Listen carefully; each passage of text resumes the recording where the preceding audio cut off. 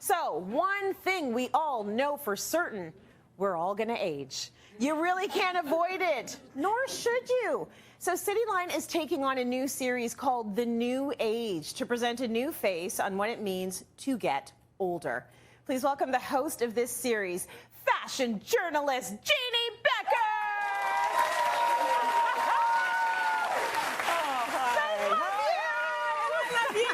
I love you. It's so good to have you. Come have a seat.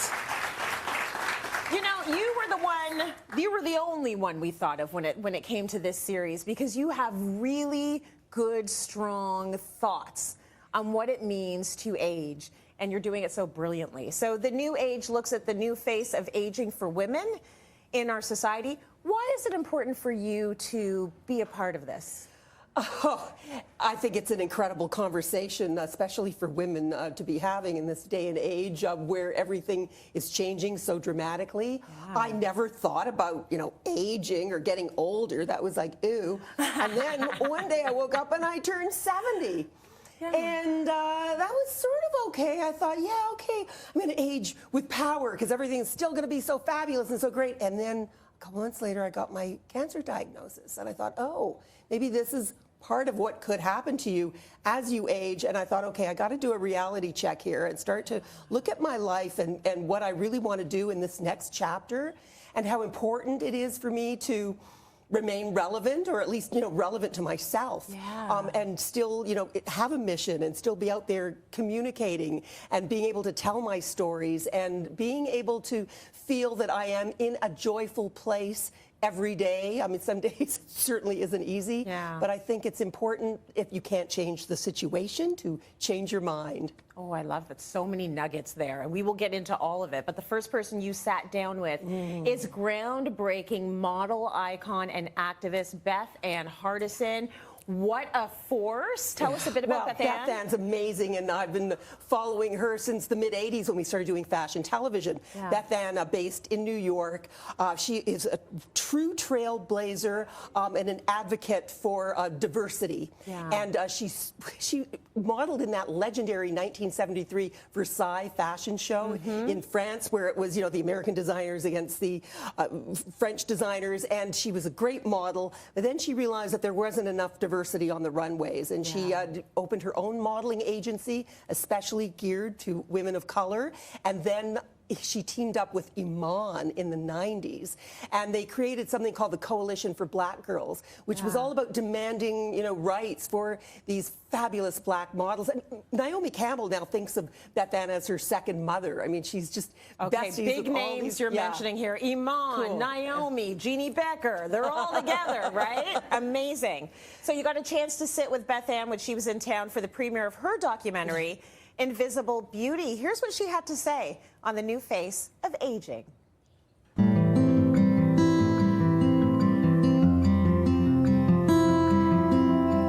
Here we are hanging out at a bar with Bethann Hardison, living legend. Do you think of yourself that way?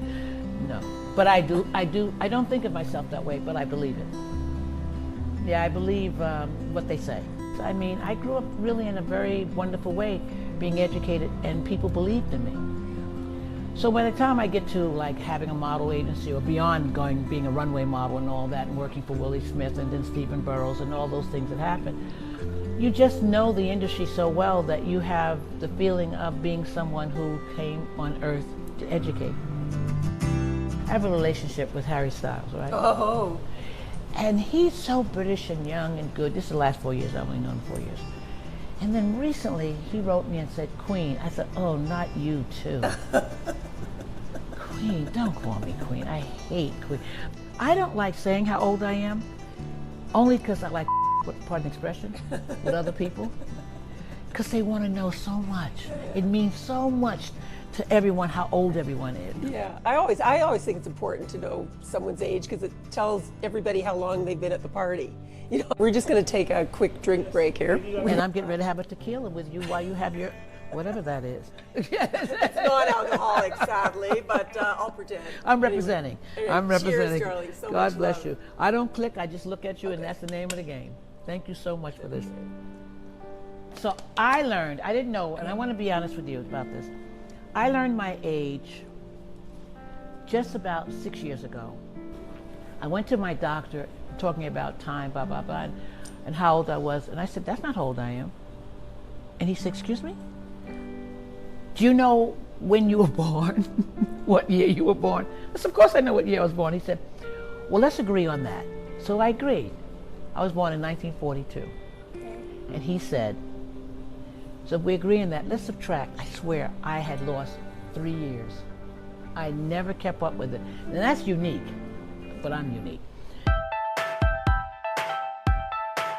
When you're very young, you think, oh, 35, 40, 45, that's old. And you don't think about aging at all. I never think about aging. I think I'm so busy just doing. Do you become more fearful the older you get, or more courageous? I watch how people care for me now, and I realize that that means that I appear older. And I also watch that I can't run down steps, and that I do hold on to make sure I'm okay. I start to notice that I'm grown up. I'm full grown, and don't know and didn't think that this is what aging is. But if it is, it's good for other people to see all that you're capable of, because the mind doesn't sleep. The body slows down, but the mind continues to want to give you more, make you do more. And then, you know, other people don't think of the ideas you think of, so somebody's got to do it. What would you tell someone out there that might be, you know, sitting around thinking, you know, life's passing them by, or they've missed the boat, or, you know, their time's running out? To get on a plane, find the cheapest ticket, and especially a woman, just go anywhere in the world you want to. Don't be afraid to be alone, because you're never alone when you travel. That's the greatest thing about traveling alone. Always someone to talk to you. But if you're with somebody, more likely you'll never meet other people from that place. That's a very important thing to recognize. Yeah. And that if you dare to dream, dream. And if you have no dreams, don't worry about it. It's not all that. Just because people around you are busy doing things, that's them. Don't compare yourself. You want to be lazy? I swear I'm lazy. People say, you're the last person that's lazy. To me, I'm lazy. But I think it's something good about lazy. I mean, as long as you can get your rent paid, you know, why not take it real slow? Don't be so ambitious. Everyone's not meant to accomplish things. And I think it's really nice if you can learn to play an instrument at the end of your life. And every young girl should learn how to play chess. Yeah, that's for sure. The art of warfare. Wow. Okay, I gotta learn how to play chess. I gotta learn how to play chess. Please welcome Kathy Donovan, who's joining us on our panel. Do you play chess, Jeanne? I haven't played chess since my university days. Yeah. No, I'd rather play Monopoly or Scrabble. Me too. But I understand what she's saying. It's a very strategic game. It's an intellectual game, and it's good for you. Kathy, chess? I tried when I was in university to look cool. Yeah. But no, I like the idea of the strategy. That's really the So only do reason I. I'd be interested in doing it. But there are other ways to do that too. I think so Yeah. too, but I Yeah. see people playing chess and I'm like, I want to be smart like that. My kids have tried to teach me several times. I'm giving up. What I thought was so captivating about what Bethann said was she did not consider age at all. She's in her 80th year and had to be convinced of her age. Yeah.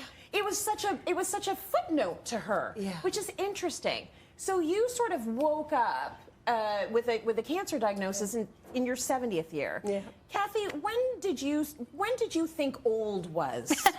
Like, when did you like, oh, those are old people? Like, when did you start, and what age was that when you start recognizing?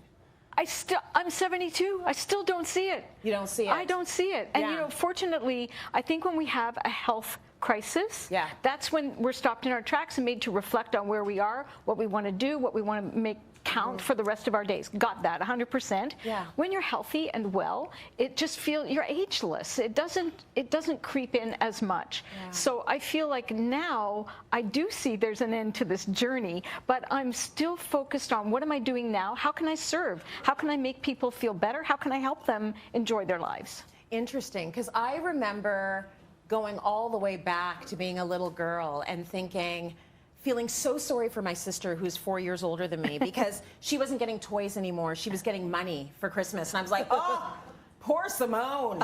And then later on, it's when I was in the club having fun and I'd see people settling down and getting married and having kids, I was like, oh, those suckers. Like, poor them. They're old.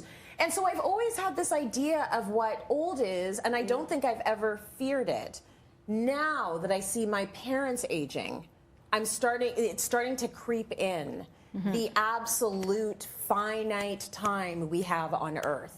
Right. And so the question that I struggle with is, what do I do with that? Society's bombarding you with fear. Don't age. It's not good. It's terrible. Like, it's crappy. It's an awful time. I don't want to walk down that road. I want to walk down the road of what might be next. What's exciting about what's coming up? What can I do with this next chapter? What are the possibilities?